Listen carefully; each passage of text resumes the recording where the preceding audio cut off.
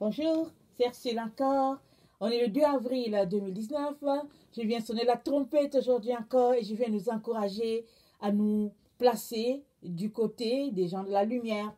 Vous savez, dans la maison de Dieu aujourd'hui, il y a deux camps. Alors, il y a le camp de ceux-là qui marchent avec la lumière de Christ et il y a le camp de ceux-là qui marchent avec la lumière de Satan. Ils sont dans l'église de Dieu. Alors, ils se disent qu'ils marchent pour la Jérusalem céleste et pourtant, ils sont là pour les œuvres de Satan. Alors, ils ont un semblant de pénombre, un semblant de lumière. Mais Jésus-Christ a dit, si la lumière qui est en toi est obscurité et ténèbres, combien donc sont grandes ces ténèbres-là? Parce que la lumière qui est en toi, ce sont tes yeux.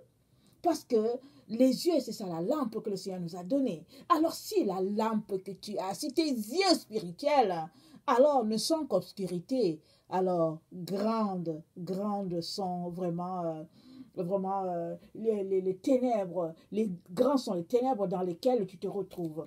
Alors vraiment que le Seigneur nous donne de pouvoir avoir la lumière de Christ. Et cette lumière-là, en tout cas, pour l'avoir, il faut marcher strictement selon les conseils de Jésus. Et je vous le recommande, bien sûr. Amen. Alors aujourd'hui, je viens parler de le royaume des cieux est-il en toi?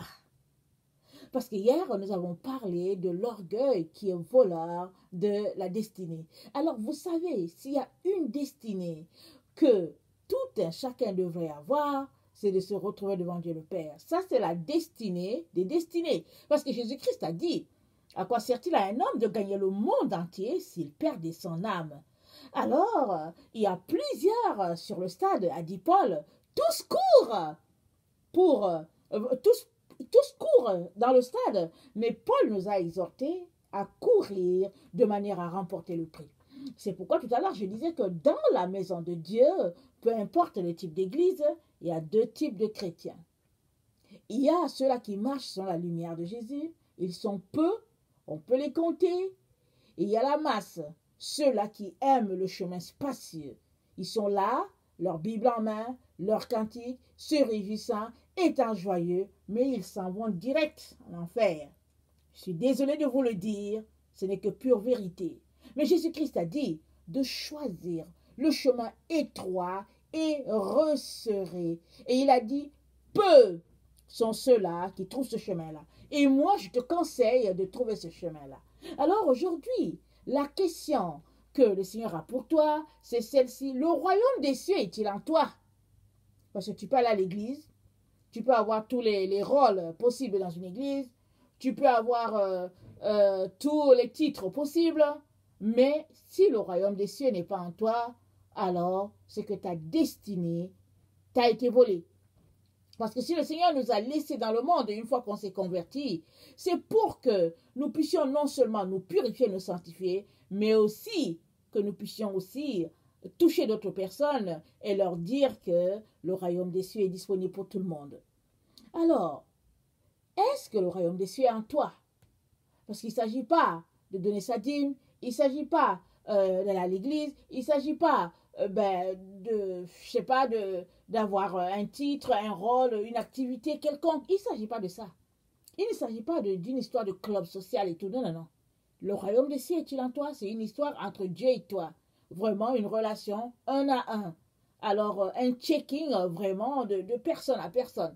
C'est chacun qui se tient là devant le trône de grâce et qui s'observe et qui se demande, est-ce que le royaume des cieux est en lui? Alors, dans Matthieu, je pense que c'est dans Matthieu 12, le verset 22 à 29, il est dit ceci, j'aimerais ça qu'on le lise,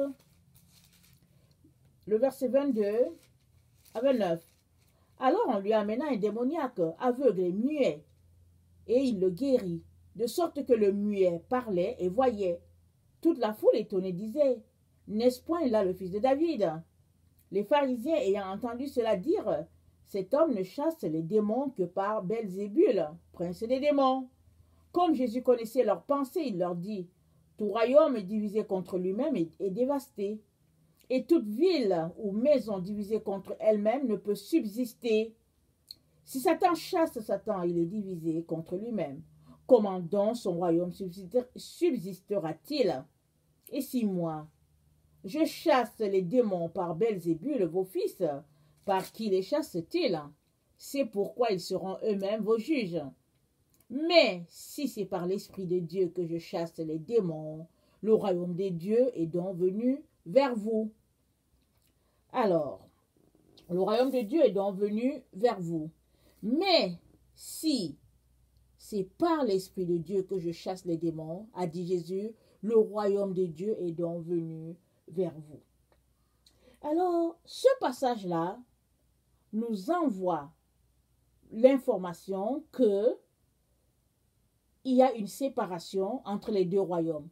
Parce que Jésus, il est question ici de Jésus qui a chassé les démons en quelqu'un. C'est-à-dire la place du démon, ce n'est pas en l'être humain. Ce n'est pas dans la personne. Parce que nous avons été créés pour loger en nous le temple de Dieu. La Bible dit que vous êtes le temple de Dieu. C'est ça qui est dit. Que notre corps, c'est le temple du Saint-Esprit. C'est ça. Il y a une chanson là qu'on aime chanter. Ne sais-tu pas, tu es le temple. Tu es le temple du Saint-Esprit. Alors, nous avons été créés pour que Dieu puisse habiter en nous.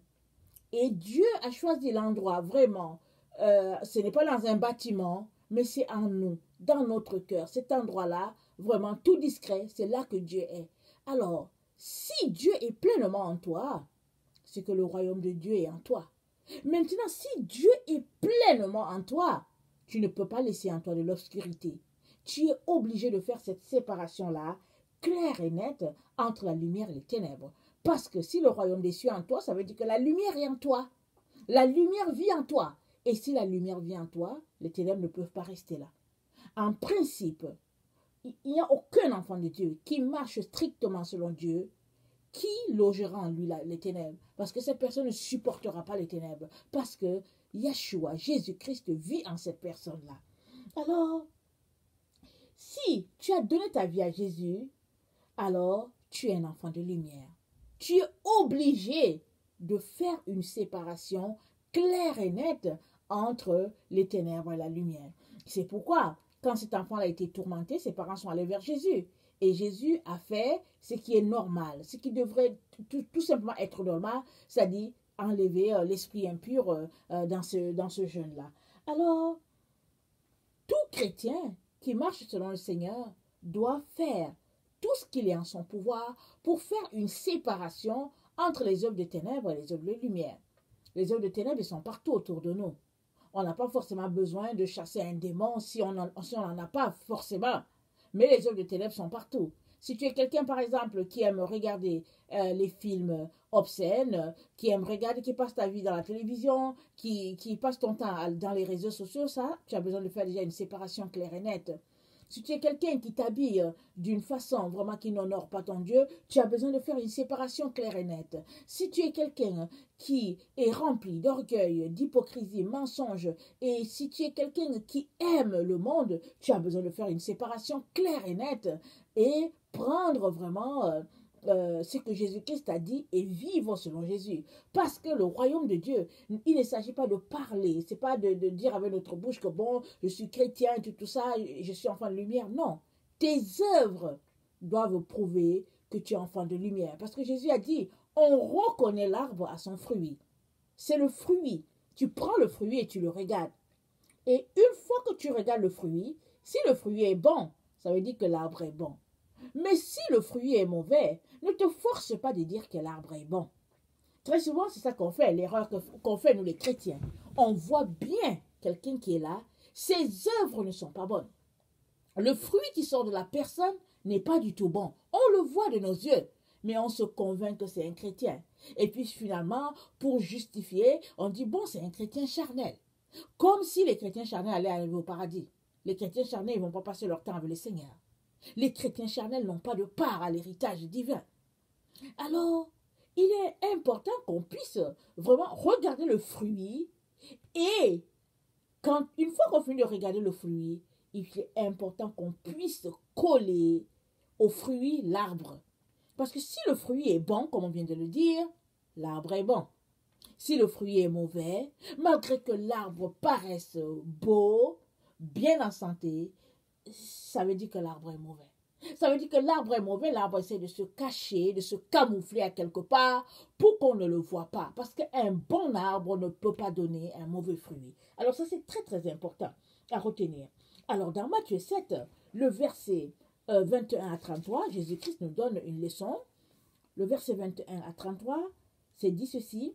Ceux qui me disent Seigneur, Seigneur, n'entreront pas tous dans le royaume de Dieu, mais celui-là seul qui fait la volonté de mon Père qui est dans les cieux. Plusieurs me diront en ce jour-là, Seigneur, Seigneur, n'avons-nous pas prophétisé en ton nom? N'avons-nous pas chassé les démons par ton nom? Et n'avons-nous pas fait beaucoup de miracles par ton nom? Alors je leur dirai ouvertement, je ne vous ai jamais connu, retirez-vous de moi, vous qui commettez l'iniquité. Donc ici, Jésus fait encore référence à toutes ces personnes-là qui chassent les démons. Aujourd'hui, on le voit, il y a même des églises qui sont juste centrées sur chasser les démons. Alors, ils se lèvent le dimanche matin, vont à l'église et puis ils chassent les démons. Ils rentrent chez eux et ils sont convaincus que bon, c'est ça qu'il faut faire. Mais qu'est-ce que Jésus-Christ nous dit? Jésus-Christ nous dit ici, il dit, plusieurs diront en ce jour-là, Seigneur, Seigneur, n'avons-nous pas prophétisé en ton nom? Ça dit des œuvres. N'avons-nous pas chassé les démons en ton nom? N'avons-nous pas fait des miracles en ton nom? Jésus-Christ leur dira ouvertement, je ne vous ai jamais connu, retirez-vous de moi, vous qui commettez l'iniquité. Alors Jésus-Christ est en train de nous dire quoi? On vient de le dire, il est en train de dire que si tu penses que le royaume de Dieu est en toi, alors il ne veut pas avoir dans ta vie de l'iniquité. Et s'il y a de l'iniquité, ça veut dire que c'est quelque chose qui est arrivé comme ça, ou bien quelque chose que tu ne savais pas. Parce que Jean a dit, petits enfants, il a dit, celui qui est né de Dieu ne pêche point. Parce que l'apôtre Jean est en train de nous dire ici un principe. C'est-à-dire que si tu marches selon Jésus, alors le péché ne fait pas partie de toi. Vouloir pécher ne fait pas partie de toi. Tu dois tout faire pour ne pas pécher. Et même, tu vas trouver ça dégoûtant de vouloir pécher. Tu vas trouver dégoûtant de faire un petit mensonge, de faire une petite tricherie. Parce que celui qui est en toi est lumière, et la lumière ne supporte pas les ténèbres. Alors, quand le royaume de Dieu est en toi, alors tu ne supportes pas tout ce qui est obscurité. Peu importe si cette obscurité est justifiée par la loi de ton pays ou quoi. Nous savons aujourd'hui, par exemple, que, au fait, dans plusieurs pays, on peut jouer à l'auto. On joue à l'auto, il y a des gens qui s'en vont gratter et puis peuvent gagner des montants. Mais Jésus-Christ a dit quoi? Il a dit qu'on ne retrouve pas chez toi, on ne trouve chez toi personne qui joue au jeu des hasards, quelqu'un qui consulte les morts, et puis, etc., etc. Mais aujourd'hui, nous savons que dans plusieurs de nos pays, c'est légalisé. Aller gratter pour voir si on va gagner le million. Et puis, aller dans une machine. Et puis, essayer de voir, de mettre de l'argent. Et puis, parce qu'on veut gagner. Mais Dieu a dit de ne pas faire ces choses-là. Alors, quand tu sais que Dieu dit de ne pas faire la chose, même si tu ne comprends pas, tu te refais, tu t'appuies à ce que ton père a dit parce que tu l'aimes. Et s'il a dit quelque chose comme ça, c'est parce qu'il t'aime et il veut te préserver de certaines dépendances, de certains esprits, de certains démons. Donc, vraiment, il ne s'agit pas forcément du fait qu'on a chassé les démons et que les démons sont partis, qui fait que le royaume de Dieu en nous ou pas. Il s'agit, comme Jésus-Christ a dit, retirez-vous de moi, vous qui commettez l'iniquité. Il s'agit de faire un choix clair et net entre la lumière et les ténèbres et de dire, moi je suis enfant de lumière et je ne veux pas marcher selon les ténèbres. Et ça prend, oui, beaucoup de courage, mais ça prend aussi vraiment un renoncement total à sa propre vie. Parce que Jésus a dit quoi? Il a dit, si tu veux venir après moi, il faut que tu te charges de ta croix et que tu me suives. Car celui-là qui voudra sauver sa vie la perdra, mais celui-là qui aura perdu sa vie dans ce monde à cause de moi, cette personne-là, elle la retrouvera. C'est ça que Jésus-Christ a dit. Alors, tu as beau prophétiser, tu as beau faire des miracles, tu as beau chasser les démons, si l'iniquité est encore en toi, ça veut dire que le royaume de Dieu n'est pas encore parvenu jusqu'à toi. Ça veut dire que tu ne comprends pas ce que Jésus-Christ est en train de te demander et il faut que tu t'arrêtes, que tu t'humilies, que tu te repentes devant Dieu parce que ce n'est pas possible de dire qu'on a Jésus-Christ et de marcher selon notre entendement, de marcher selon nos lois, nos règles, ou bien de marcher selon les principes d'une certaine dénomination. Parce qu'il n'y a pas de dénomination parfaite. Il y a des chrétiens qui sont là, ils se mettent à défendre leur dénomination. C'est quand même, c'est spécial d'être un enfant de Dieu et de se mettre à défendre une dénomination, parce qu'il n'y a pas de dénomination parfaite. La seule personne qui est parfaite, c'est Jésus-Christ, c'est Dieu le Père, et c'est le royaume de lumière. Alors, tu ne peux pas te mettre à défendre une dénomination, parce que tu ne sais pas sur quoi ils ont basé leurs principes, tu ne sais pas qu'est-ce que la dénomination croit, même si en surface on te dit on croit à ceci, on croit à cela, tu ne sais pas en profondeur qu'est-ce qui se passe là-dedans. Alors, toute dénomination est faillible, mais la seule personne qui est infaillible, c'est Jésus-Christ. Et si tu t'arrêtes selon les principes de Jésus, si tu marches selon ta Bible, tu te rendras compte que seule la personne qui s'appuie sur la parole de Dieu réussira à marcher selon le royaume des cieux, réussira à faire du royaume des cieux son propre royaume, parce qu'il aime tellement Jésus, il ne veut pas offenser son Seigneur, qu'il décide de marcher selon les principes de ce royaume. Alors, selon les principes du royaume divin, pardon. Alors, les enfants de Dieu aujourd'hui, les chrétiens, essaient de trouver un équilibre. Alors, ils regardent et ils essayent un peu de voir qu'est-ce qui peut être commode. Alors, ils regardent les principes dans la Bible, ils prennent les principes qui peuvent les arranger et les autres qu'ils estiment un peu trop durs, ils laissent ça et puis ils essayent de trouver vraiment quelque chose pour ajuster cela. Mais qui trompons-nous? Parce que Dieu, il voit tout, il sait tout. Il nous regarde. Alors si ta justice, a dit Jésus, ne surpasse celle des scribes et des pharisiens, tu n'entreras pas dans le royaume de Dieu. Il est important qu'on le lise. Alors je pense que c'est dans Matthieu 6, un verset simple. Il dit, attendez,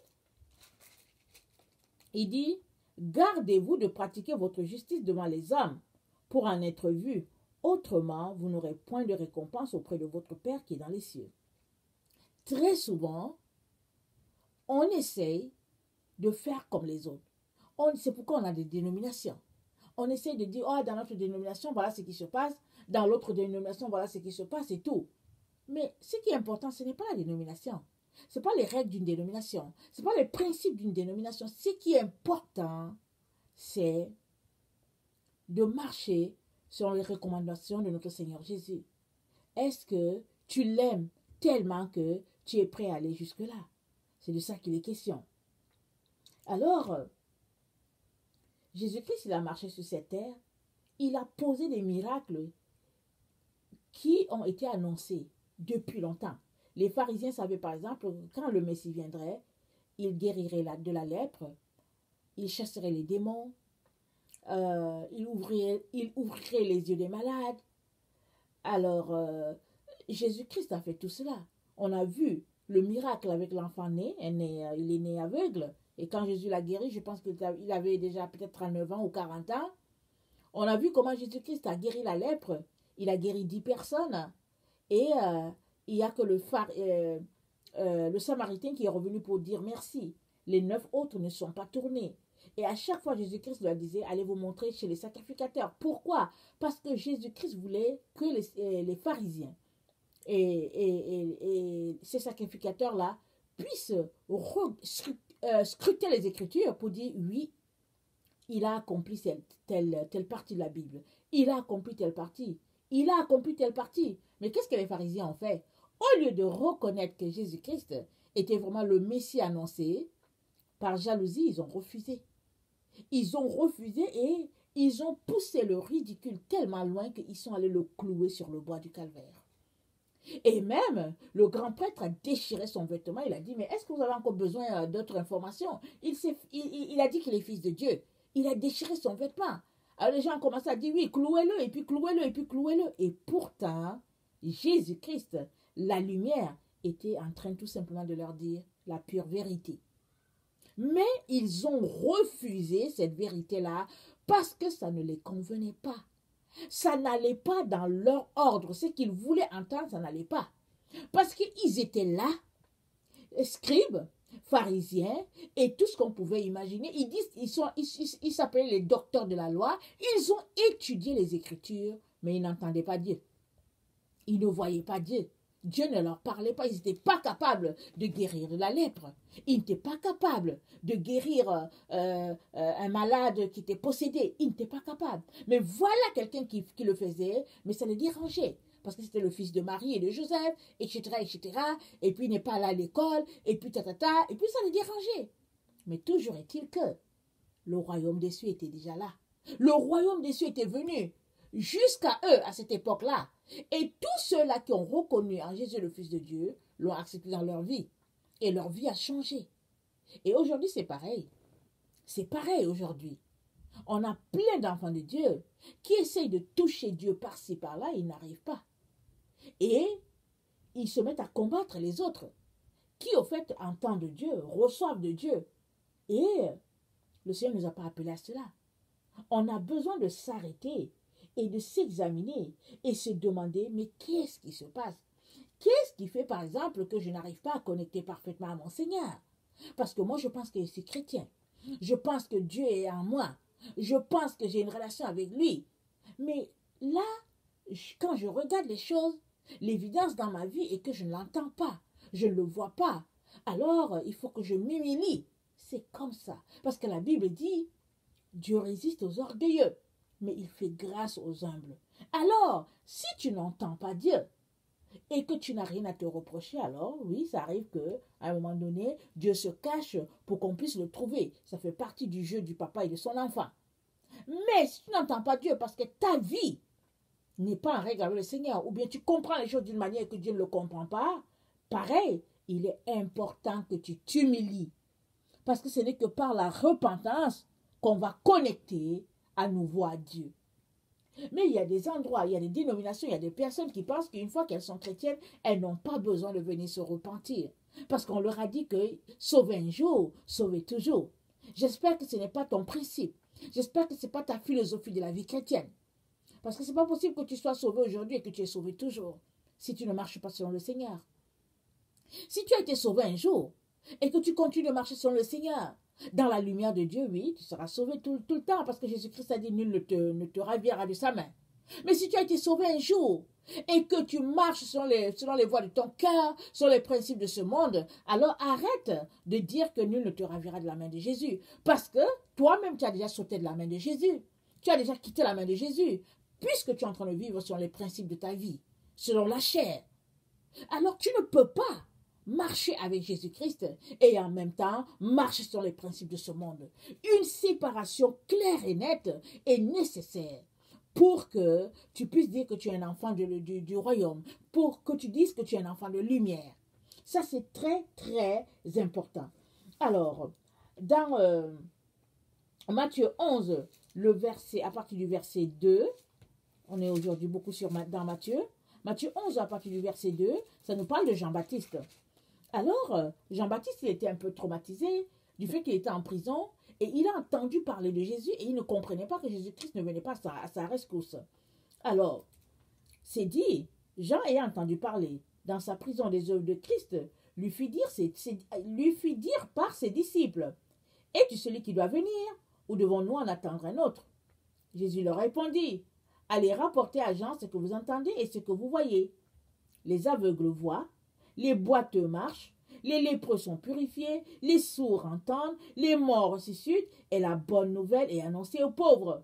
Heureux celui pour qui je ne serai pas une occasion de chute. » Comme il s'en allait, Jésus se mit à dire à la foule au sujet de Jean, « Qu'êtes-vous allé voir au désert? Un roseau agité par le vent? Mais qu'êtes-vous allé voir? Un homme vêtu d'habits précieux? Voici, ceux qui portent des habits précieux sont dans les maisons des rois. Qu'êtes-vous donc allé voir? Un prophète? Oui, vous dites, et plus qu'un prophète, car c'est celui dont il est écrit, voici j'envoie mon messager devant ta face pour préparer ton chemin devant toi. Je vous le dis en vérité, parmi ceux qui sont nés de femmes, il n'en a point paru de plus grand que Jean-Baptiste. Cependant, le plus petit dans le royaume des cieux est plus grand que lui. Depuis le temps de Jean-Baptiste jusqu'à présent, le royaume des cieux est forcé et ce sont les violents qui s'en emparent. Car tous les prophètes et la loi ont prophétisé jusqu'à Jean, et si vous voulez le comprendre, c'est lui qui est Élie qui devrait venir. Alors, il dit depuis le temps de Jean-Baptiste jusqu'à présent, le royaume des cieux est forcé. On a déjà vu ça. Mais le Seigneur me permet de revenir encore là-dessus pour qu'on puisse saisir clairement qu'il n'y aura pas de négociations possibles ou bien il n'y aura pas de manipulation. On ne va pas manipuler Jésus pour dire que oui, Seigneur, après tout, tu sais que j'ai fait ceci, j'ai fait cela. Jésus a dit, heureux celui pour qui je ne serai pas une occasion de chute. Jean-Baptiste a prophétisé sur la venue du Messie, il a baptisé le Messie, et pourtant quand il était en prison, il voulait sortir de là. Et il ne comprenait pas que Jésus-Christ ne venait pas à sa rescousse. Alors, il a connu des moments de faiblesse et il s'est dit, mais au fait, mais qu'est-ce qu'il fait? Mais comment se fait-il qu'il ne vient pas? Parce que ce n'est pas dit en ces mots, mais c'était ça un peu l'esprit qui était en arrière. Et Jésus a dit, heureux celui pour qui je ne serai pas une occasion de chute. Alors, nous sommes appelés à marcher selon les principes de Jésus pour que le royaume des cieux soit pleinement en nous. Mais quand vient les moments de difficulté, que nous ne cédions pas à ces difficultés-là au point de perdre de vue Jésus-Christ. Parce que Jésus-Christ n'a jamais dit qu'on ne va pas souffrir. Il n'a jamais dit qu'on ne va pas connaître des moments difficiles. Mais il dit, heureux celui pour qui je ne serai pas une occasion de chute. Les épreuves, ça vient à tout le monde. Et ça fait partie de notre formation pour être solide dans le Seigneur. Ça fait partie de notre formation pour que nous puissions arracher le royaume des cieux et puis que ce soit établi en nous.